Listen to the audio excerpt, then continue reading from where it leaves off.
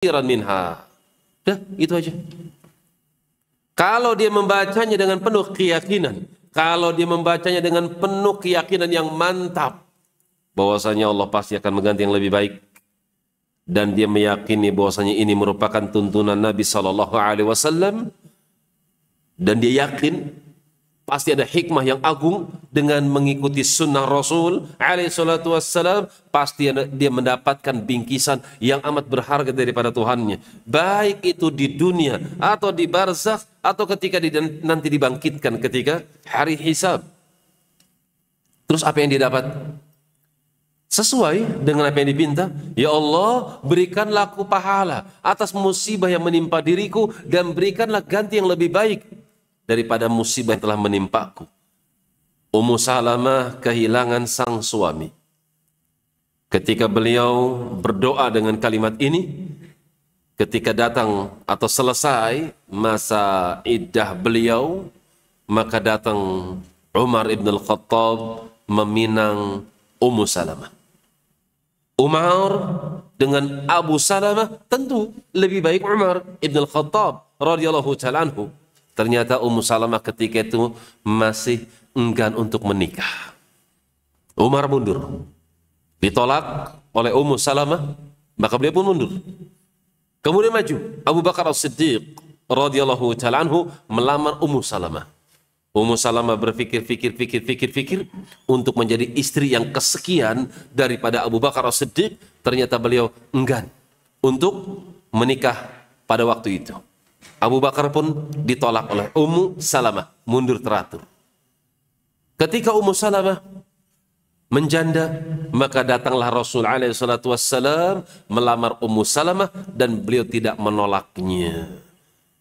Maka beliau ingat kepada hadis yang pernah diajarkan oleh Nabi, Allahumma ajurni fi musibati, ya Allah berikanlah aku pahala dari musibah yang telah menimpaku, wa khluf li khairan minha, ya Allah ganti yang lebih baik daripada sesuatu yang telah menimpaku berupa musibah. Yang lebih baik daripada suami pertamaku ternyata Rasulullah Sallallahu Alaihi Wasallam. Inilah hikmah sunnah. Jangan remehkan sunnah. Kemudian seorang yang tertimpa musibah, anaknya wafat dalam keadaan belum balik, kemudian dia sabar, maka Allah perintahkan para malaikat untuk membuat rumah di dalam surga bagi mereka orang tua yang sabar ketika mendapati musibah ditinggal oleh anaknya. Kemudian hadis berikutnya, qala rahimallahu ta'ala an Abi Hurairah radhiyallahu ta'ala anhu anna Rasulullah sallallahu alaihi wasallam qala yaqulu Allah ta'ala, Nabi sallallahu alaihi wasallam mengatakan bahwasanya Allah Subhanahu wa taala berfirman, "Mali 'abdil mu'min." Tidaklah seorang hambaku dari hamba-hambaku yang mukmin, syaratnya mukmin. "Indi jazaa'un." Aku telah tetapkan di sisiku berupa pahala. Jaza, ada satu balasan. Apa balasan yang sudah Allah siapkan di sisinya untuk hamba yang mukmin? Idza qabadtu safiyahu, ketika aku telah wafatkan safiyahu, kekasihnya. Kekasihnya di sini umum. Apakah dia anaknya, apakah dia istrinya, apakah istri kehilangan suaminya, ataukah dia kedua orang tuanya, atau salah seorang dari orang yang paling dia cintai, Allah wafatkan. Min ahli dunia, dari keluarganya di dunia.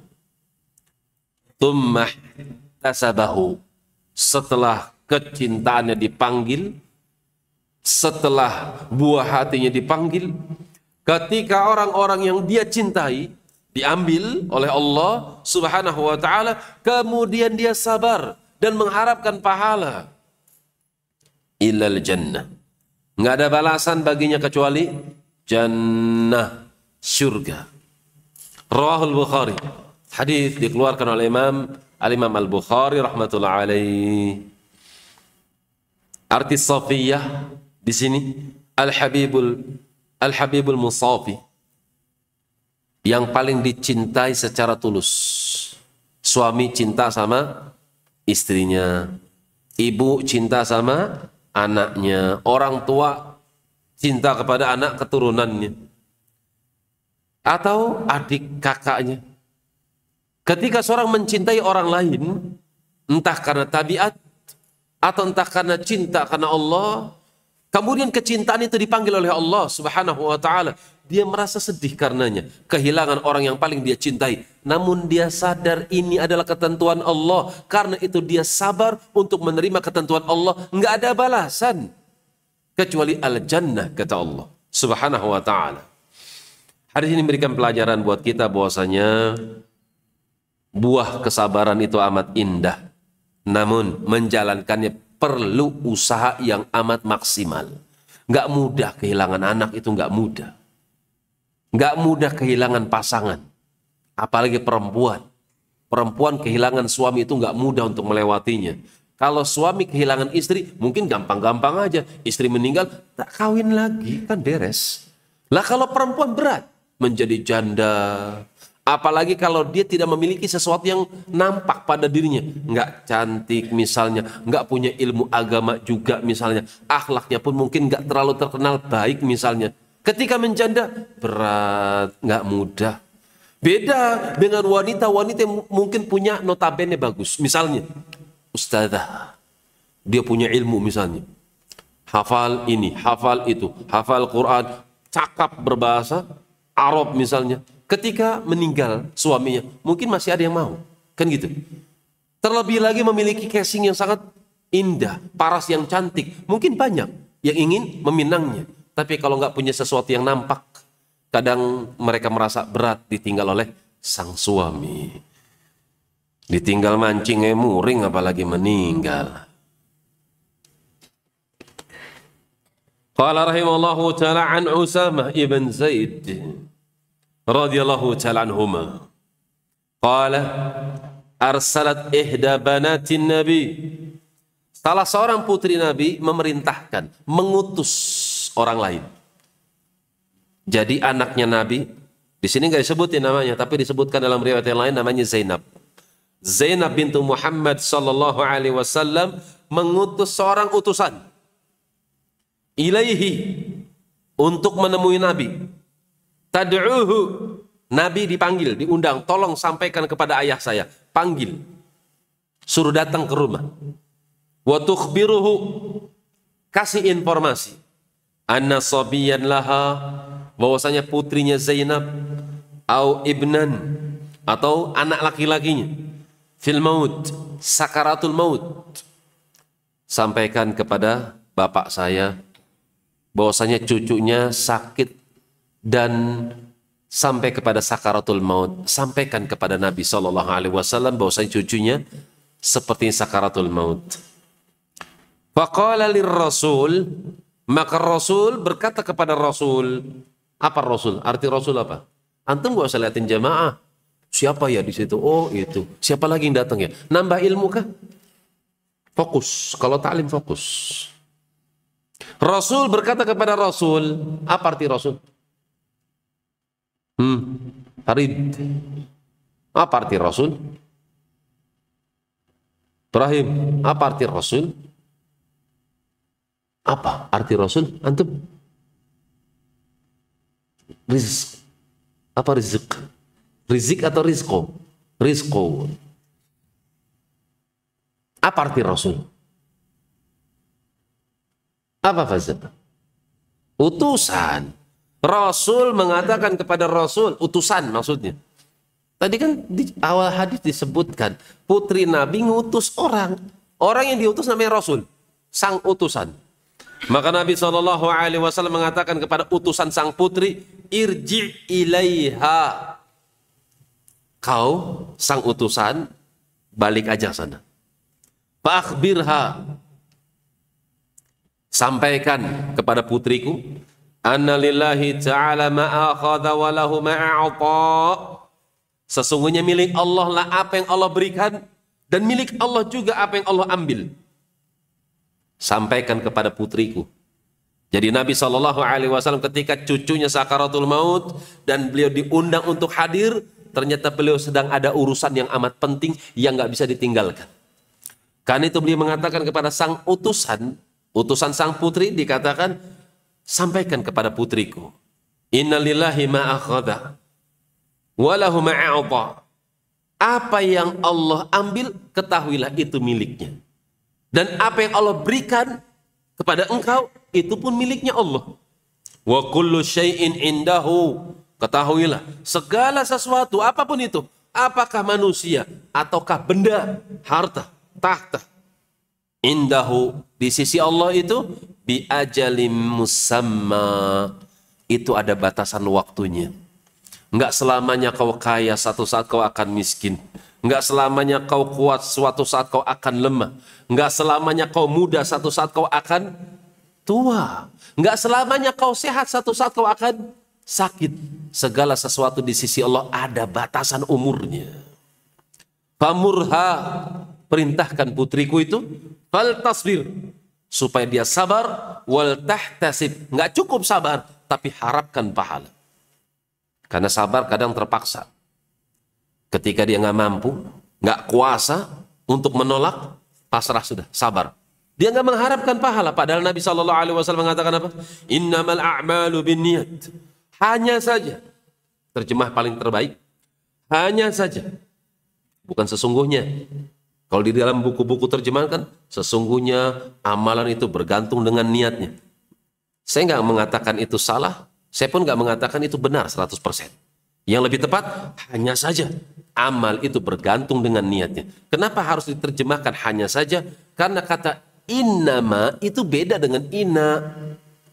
Innal a'mala bin niat. Inna. Itu betul kalau diartikan sesungguhnya amal bergantung dengan niat. Tapi kalau innama ada ma di situ, maka maknanya beda. Innamal a'malu bin niat. Itu ada hasr. Innama itu adawatul hasr. Artinya adatul hasr adalah kata ini, huruf ini adalah huruf yang atau kata yang biasa digunakan untuk memberikan batasan. Artinya cuman ini doang. Kalau nggak gini nggak bisa. Beda dengan inna, sesungguhnya. Sesungguhnya itu cuman pengikraran. Beda kalau dikatakan hanya saja anaknya Muhammad itu Ahmad. Beda, sungguh Ahmad adalah anaknya Muhammad. Beda. Kalau diartikan sesungguhnya Ahmad itu anaknya Muhammad. Itu cuma informasi yang menekankan kalau Ahmad betul-betul anaknya Muhammad. Tapi masih ada kemungkinan kalau ada selain Ahmad dari keturunan Muhammad. Paham? Bisa jadi ada Zainab, kan gitu. Bisa jadi ada Fatimah, bisa jadi ada yang selain daripada Ahmad. Tapi kalau dikatakan hanya saja Ahmad adalah anaknya Muhammad, berarti anak Muhammad cuma satu. Itu maksudnya. Kan itu diartikan innamal a'malu, diberikan batasan. Amal itu biniat. Betul-betul harus dengan niat. Ya kalau nggak pakai niat, nggak ada amal. Nggak terhitung amal. Ya seorang sabar, ketika dia sabar, tapi tidak meniatkan untuk mendapatkan pahala, jangan harap dia dapat pahala. Ada seorang laki-laki naik lift berdua dengan perempuan yang amat seksi lagi cantik. Tiba-tiba perempuan itu menggoda dengan rambutnya, dengan senyumannya, dengan tutur katanya yang manis. Lift panjangnya itu 60 lantai misalnya, panjang jauh. Di tengah jalan, stop, berhenti. Pakai mati lampu lagi. Masya Allah. Lift nggak jalan. Gelap, remeng-remeng. Tapi kelihatan wajahnya. Karena siang. Ketika dia digoda sama perempuan, kemudian dia bisa menolak. Dia nggak mau. Kemudian karena nggak maunya ini disebabkan karena malu. Nggak maunya karena takut sama manusia. Wallah, dia nggak dapat pahala. Nol. Kenapa? Karena tidaklah dia meninggalkan zina karena Allah. Tapi kalau dia meninggalkan zina karena Allah Subhanahu wa taala, baru dia mendapatkan pahala. Itulah makna innamal a'malu binniyat. Seorang meninggalkan sesuatu atau seorang melakukan sesuatu harus betul-betul karena Allah. Kalau tidak, nol, nggak dapat pahala. Itulah makna innamal a'malu binniyat. Hanya saja amal itu akan dihitung, amal itu akan dianggap kalau dia punya niat. Kalau nggak ada niat, atau niatnya bukan karena Allah, takut sama manusia, takut sama bininya, takut ketahuan sama anak-anaknya. Akhirnya dia nolak zina. Maka dia nggak dapat pahala. Mungkin dia dapat kemuliaan di dunia. Masya Allah, Masya Allah. Ternyata ada CCTV, meskipun lampu mati, ternyata terus dipantau sama CCTV. Laki-laki itu menolak, digoda nggak mau, digoda nggak mau. Dia dapat pahala di dunia dia. Viral, dikenal dengan kesolehan, mendapatkan sekian banyak pujian demi pujian. Masya Allah, laki-laki yang soleh di dunia saja. Tapi di akhirat, nol. Kenapa? Karena dia meninggalkan sesuatu bukan karena Allah Subhanahu wa ta'ala. Karena itu penting di sini. Wal tasbir wal tahtasib. Segala sesuatu di sisi Allah itu ada batasan waktunya. Karena itu perintahkan putriku untuk sabar dan juga mengharapkan pahala. Maka utusan ini datang kepada Zainab bintu Muhammad sallallahu alaihi wasallam. Kemudian dikabarkan, wahai putri Rasul alaihi salatu wassalam, bapakmu mengatakan demikian. Innalillah ma akhadha wa lahu ma a'ta wa kullu syai'in 'indahu bi ajalin musamma. Maka diucapkan kalimat ini untuk menyadarkan kita. Segala sesuatu yang Allah ambil maka sungguh itu miliknya. Segala sesuatu yang Allah berikan kepada kita itu pun bukan milik kita, tapi hakikatnya tetap miliknya. Segala sesuatu yang ada di sisi Allah, yang Allah berikan kepada hambanya, itu ada batasan waktunya. Sabarlah engkau dan harapkan pahala. Ketika sudah baca ayat ini atau hadis ini, beliau sabar, mengharapkan pahala, betul meninggal. Radhiyallahu ta'ala anhu, cucunya Rasul alaihi salatu wassalam. Utusan datang lagi kepada Rasul alaihi salatu wassalam, ya Rasulullah, qad mat, sungguh telah meninggal.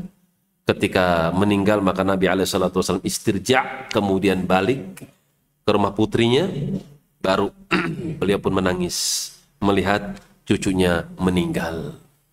Radhiyallahu ta'ala anhu. Baik, kita masuk pada bab yang baru. Jawazul buka 'alal mayyit bighairi nadabin wala niyahatin. Boleh menangis terhadap mayit, orang yang meninggal karena kerabatnya, bapaknya, ibunya, putra-putrinya, adik kakaknya, kekasihnya. Ketika mereka dipanggil oleh Allah, maka kita pun sedih dan kemudian menjadikan kita menangis karenanya. Boleh. Catatannya, bighairi nadabin wala niyahatin. Cuman tangisan yang sifatnya bukan karena nadab.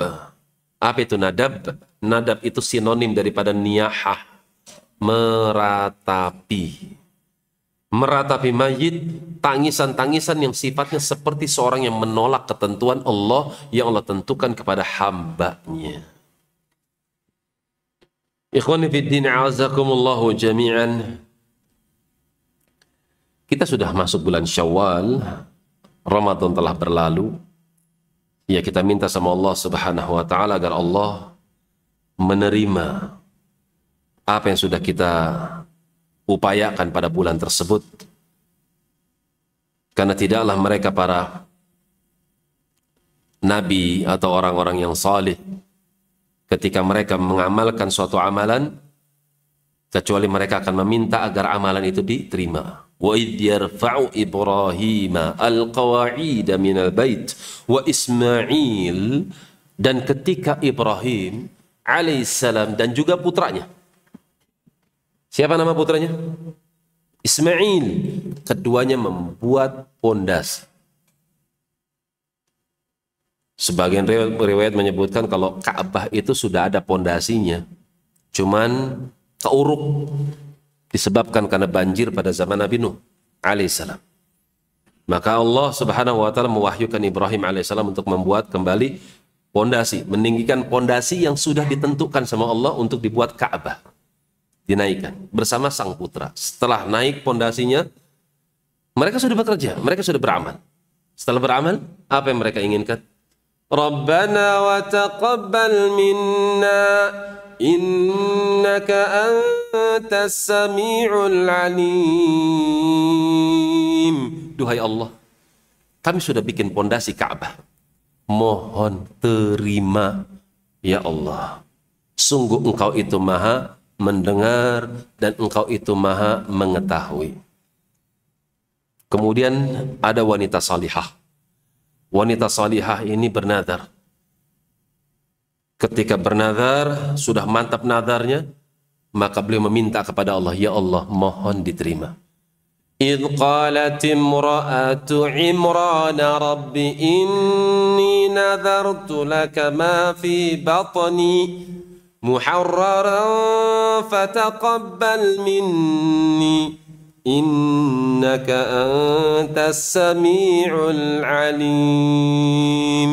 Ambil pelajaran dari berita yang aku beritakan kepada kalian tentang istrinya Imran, Hamna radhiyallahu taala anha, ketika dia bernazar kepadaku, ya Allah, aku bernazar dengan isi perutku, janin. Nanti kalau sudah keluar, aku akan jadikan dia orang yang bebas daripada dunia. Pokoknya seluk-beluk kehidupannya adalah untuk berkhidmat kepada agama, menjadi orang masjid, menjadi pengganti bapaknya Imran, imam Masjid Al-Aqsa. Fataqabbal minni, duhai Allah, mohon diterima. Jadi penting, karena itu dianjurkan untuk tahniah, untuk saling mengucapkan kalimat doa, kan gitu. Taqabballahu minna wa minkum, kan gitu. Dianjurkan sama para salaf kita untuk saling mendoakan supaya diterima amal solehnya. Karena memang disyariatkan untuk berdoa agar apa yang sudah kita upayakan daripada amal-amal yang insya Allah baik itu diterima sama Allah Subhanahu wa taala. Kemudian ada satu ayat, yang ayat ini diharapkan bisa menjadikan pedoman, bisa dijadikan sebagai rujukan untuk kita menjaga amal sampai al-maut menjemput kita. Saya pernah membawakan, nggak apa-apa saya ulang lagi. Fadzakir fa inna dzikra tanfa'ul mu'minin. Tetaplah kau berikan peringatan. Karena yang namanya peringatan itu akan mendatangkan manfaat bagi mereka orang-orang yang beriman. Wa dzakir inna fa'ati dzikra. Dan berikan peringatan. Karena peringatan itu akan mendatangkan manfaat. Kita lihat Yusuf alaihissalam. Ada satu rahasia. Kenapa Yusuf baik di awal, di tengah, di akhir, bahkan di akhir kehidupannya tetap menjadi orang yang baik? Ada rahasianya. ولما بلغ أشده آتيناه حكما وعلما وكذلك نجزي المحسنين. Ketika masuk usia balik 15-16, aku berikan Yusuf hikmah, hukman hikmah, pengamalan kitab, pengamalan ilmu, wa ilma, dan ilmu itu sendiri. Ilmu yang diamalkan, hikmah, menempatkan sesuatu pada tempatnya, mengamalkan ilmu sesuai dengan apa yang Allah inginkan, itu jadi hikmah. Itu yang Allah berikan kepada Yusuf. Lihat kalimatnya, wa kadzalika najzil muhsinin. Demikianlah kami berikan balasan buat orang yang baik, muhsin, umur 15-16, remaja. Baik beliau alaihissalam. Ketika masuk usia dewasa, masuk dalam penjara, mendapatkan sekian banyak ujian. وَدَخَلَ مَعَهُ السِّجْنَ فَتَيَانِ قَالَ أَحَدُهُمَا إِنِّي أَرَانِي أَعْصِرُ خَمْرًا. Datang dua orang ikut dijebloskan ke dalam penjara. Dua-duanya punya mimpi. Yang satu bermimpi dan mimpinya itu berulang. Dia mengatakan kepada Yusuf, sungguh aku mendapati mimpi memeras anggur, kemudian jadi perasaan itu aku saring dan jadi minuman. Wa qala al-akharu inni arani ahminu fawqa ra'si khubza. Yang satu mengatakan, aku melihat diriku di atas kepalaku ada roti. Fata'kulu at-tayru min. Kemudian datang burung dan mematuk roti yang ada di kepalaku. Nabbi'na bita'wili inna naraka minal muhsinin. Sungguh kami dapati engkau dalam keadaan muhsin. Masih muda 15-16 baik. Ketika dewasa umur 30-40 baik. Allah sebutkan dua kali. Muhsin dan Muhsin. Ketika sudah jadi orang besar, orang nomor 2 di Mesir. Orang nomor 1-nya Fir'aun. Fir'aun pada zaman Yusuf alaihissalam Muslim. Fir'aun pada zaman Yusuf alaihissalam Muslim. Orang nomor 2 Mesir adalah Yusuf alaihissalam karena beliau sangat penting. Kedudukan beliau sangat penting, urgent sekali bagi manusia secara umum, bagi kota Mesir secara khusus. Beliau yang mengolah ekonomi negara ketika itu. Kemudian tetangga-tetangga, negeri-negeri tetangga kelaparan, minta bantuan kepada negara Mesir berhadapan dengan Yusuf, dan itu ternyata keluarganya sendiri. Singkat cerita, Yusuf alaihissalam menahan adiknya, kemudian kakak-kakaknya merasa malu dengan bapaknya di rumah. Yakub alaihissalam yang sudah tua renta. Ini kalau anak ragil diambil, yang bontot diambil, bapak pasti akan kecewa. Kecewa, pikiran, dan akan sakit, dan akhirnya binasa. Itu yang mereka khawatirkan. Mereka ngelobi Yusuf. Qalu ya ayyuhal azizu inna lahu aban syaikhan kabira. Wahai baginda, sungguh adik kami itu, dia punya bapak yang amat tua sekali, Yakub alaihissalam. Fakhudh ahadana makana. Jangan tangkap dia, tangkap aku saja yang paling tua. Aku sebagai jaminannya, jangan tangkap dia. Kalau kau tangkap dia, nanti bapak kami pikiran, kami khawatir akan mudarat yang akan menimpa bapak kami. Sudah, tangkap aku saja. Inna naraka minal muhsinin. Sungguh kami dapati engkau dalam keadaan muhsin. Kamu orang baik. Muda, dewasa, tua, selalu muhsin, muhsin, dan muhsin. Yang nyebut Allah. Bukan siapa-siapa, tapi Allah yang menyebutkan tentang Yusuf alaihissalam dengan 3 kali sebutan muhsin, muhsin, dan muhsin. Dan ketika di akhir kehidupan, beliau meminta kepada Allah. Apa doanya? Tawaffani musliman wa alhiqni bis salihin. Ya Allah, wafatkan aku sebagai seorang muslim dan kumpulkan aku bersama orang-orang yang salih. Kenapa kok bisa seperti ini? Kita kembali kepada ayat yang pertama. Supaya antum bisa menjadi orang yang muhsin di awal, muhsin di tengah kehidupan antum, dan muhsin di akhir kehidupan antum. Muhsin ketika antum lemah, tetap muhsin ketika antum kuat. Muhsin ketika antum miskin, tetap muhsin ketika antum kaya. Apa sebabnya? Ayat yang pertama kita baca. وَلَمَّا بَلَغَ أَشُدَّهُ آتَيْنَاهُ حُكْمًا وَعِلْمًا. Nih sebabnya. Antum terus duduk di majelis ilmu. Antum belajar ilmu. Setiap ilmu yang antum dapatkan, antum amalkan. Supaya antum memberikan hikmah pada diri antum dan hikmah buat keluarga antum. Antum akan dijaga sama Allah Subhanahu wa ta'ala, disebabkan karena ilmu yang antum amalkan. Karena itu Nabi SAW di antara zikir yang beliau baca ketika subuh, Allahumma inni as'aluka ilman nafi'an. Duhai Allah, aku minta kepada Engkau ya Allah, ilmu yang bermanfaat, yang diamalkan.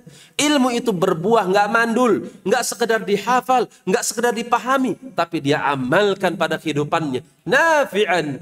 Setelah itu baru rizqan thayyiban. Rizki yang baik. Orang yang punya ilmu, dia amalkan ilmunya, rizkinya insya Allah baik. Kenapa? Dia tahu ini halal, dia ambil. Dia tahu ini haram, dia tinggalkan. Jangankan yang haram, yang syubhatnya dia pinggirkan. Jangan. Rizqan thayyiban. Wa amalan mutaqabalan. Dan amal yang diterima. Bagaimana tidak? Ilmu yang baik yang diamalkan, di mana ilmu itu menuntut padanya ikhlas, maka itulah amalan yang mutaqabalan. Setiap cabang-cabang ibadah terbuka dengan sebab ilmu yang bermanfaat. Karena itu jangan tinggalkan zikir, diantaranya doa ketika pagi tersebut. Allahul musta'an. Qala rahimallahu ta'ala. Kita melanjutkan. Amaniyahatu, adapun tangisan. Kita kembali kepada pelajaran. Adapun niyahatu, ratapan. Faharamun, hukumnya haram. Wa sayati fiha babun fi kitabin nahi. Dan nanti kelak akan datang pembahasannya dalam kitab An-Nahyu. Ini Imam Nawawi Masya Allah boleh sebutkan tentang tazkiyah an-nufus, sesuatu yang bisa mensucikan jiwa. Kemudian disebutkan tentang fadail, mulai dari bab keutamaan malu, kemudian jaga rahasia, adab-adab tentang bergaul, kemudian safar, sudah berlalu, makan, minum, pakaian, kemudian masuk kepadanya sakit. Setelah sakit kan ada yang meninggal. Nanti setelah meninggal ada bab tentang bagaimana sholat jenazah. Terus berjalan, Masya Allah. Kita diajarkan sama beliau, rahimahullahu ta'ala. Ini suatu hal yang sesuatu yang sangat harus disyukuri ketika antum mengetahui sesuatu yang Allah ridhai. Allah ridha seperti ini, Allah cinta seperti ini. Ternyata antum tahu, oh ini sesuatu yang Allah cintai. Oh ini sesuatu yang Allah ridhai. Masya Allah. Antum amalkan, antum akan diridhai, antum akan dicintai. Itulah penting ilmu yang bermanfaat. Dan itu yang diharapkan bisa menjaga antum sampai al-maut mendatangi antum. Niyahah haram. Meratapi mayit haram. Apalagi menyuruh orang untuk niyahah. Ada di sebagian manusia, pejabat-pejabat tinggi misalnya, atau tokoh-tokoh yang tenar misalnya. Kadang mereka memerintahkan beberapa manusia yang mereka ditugaskan untuk menangis. Seolah-olah kepergian daripada keluarga ini adalah sesuatu yang sangat disayangkan. Sesuatu yang amat besar, yang harus meninggalkan dunia. Ini orang besar, ini orang yang sangat dicintai di tengah masyarakat. Dibayar tuh orang. Nangis ya, nangis ya, nangis ya untuk putra saya.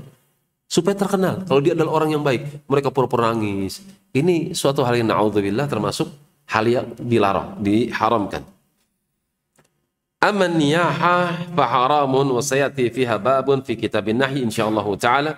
Wa amal buka, tapi kalau cuma nangis saja, faja'at ahadithu kathiratun, maka sungguh hadis-hadis yang kathirah, banyak, itu telah datang menjelaskan bin nahyi anhu, untuk sifatnya larangan dari perbuatan niyahah. Wa anal mayyita yu'adzab bi buka'i ahli, atau afwan, adapun tangisan yang tidak berhenti, terus menangis. Kata beliau, terdapat banyak hadis yang datang yang sifatnya melarang. Melarang tangisan yang sifatnya terus-menerus tidak berhenti. Ada bedanya ya. Kalau ratapan adalah tangisan yang sifatnya untuk menolak. Seperti menolak apa yang Allah tentukan. Adapun tangisan adalah kesedihan yang berkepanjangan. Wa anal mayyita yu'adzab dibuka ya ahli. Terdapat hadis kata Imam Nawawi rahmatullah alaih, bahwasanya mayit itu bisa diazab disebabkan karena tangisan keluarganya. Nanti perlu dibahas. Jangan dipotong sampai sini, belum dibahas. Nanti ada pembahasannya. Wahia, terus tangisan yang seperti apa? Yang seorang atau yang satu mayit ini akan diazab disebabkan karena tangisan daripada keluarganya. Nih pembahasannya. Wahia muta'awwalatun wa mahmulatun. Hadis-hadis yang datang yang menunjukkan bahwasanya tangisan yang bisa menyebabkan mayit itu diazab, itu ditafsirkan sama beliau wa mahmulatun, dan pemahamannya dibawa kepada alaman awsabiha au bihi. Kalau mayitnya mewasiatkan sebelumnya untuk sedih. Nanti kalau aku mati sedih ya. Nanti kalau aku mati tangisi ya. Nanti kalau aku mati sedih yang berkepanjangan ya. Nangis ya. Ini tangisan-tangisan yang seperti ini dengan cara mewasiatkan ahli warisnya untuk menangis, itu yang bisa mendatangkan adab di dalam kubur. Wa nahyu innama huwa 'anil buka alladhi fihi nadab. Adapun larangan yang jelas, yang mutlak adalah larangan dari tangisan yang ada unsur niyahah, yang ada unsur meratapi mayit. Au niyahatun wa dalilu ala jawazil buka bi ghairi nadabin wala niyahatin ahaditsu katsiratun. Adapun kalau cuma sekedar tangisan yang sifatnya tabiat, seorang ditinggal kekasihnya, seorang ditinggal oleh keluarganya, anak ditinggal bapaknya, bapak kehilangan anaknya, menangis, itu tabiat. Suatu hal yang boleh tidak terlarang. Dengan catatan bukan karena meratapi dan juga menolak ketentuan. Buktinya banyak ahaditsu katsiratun. Minha diantaranya hadis Ibnu Umar radhiyallahu taala anhu. Sudah isya? Sudah? Berhubung hadisnya agak panjang, pembahasan kita cukupkan sampai sini. Insyaallah kita lanjut pada lain kesempatan insyaallah taala. Baik, subhanakallahumma rabbana wa bihamdika asyhadu an la ilaha illa anta astaghfiruka wa atubu ilaik. Tafadhalu barakallahu fikum.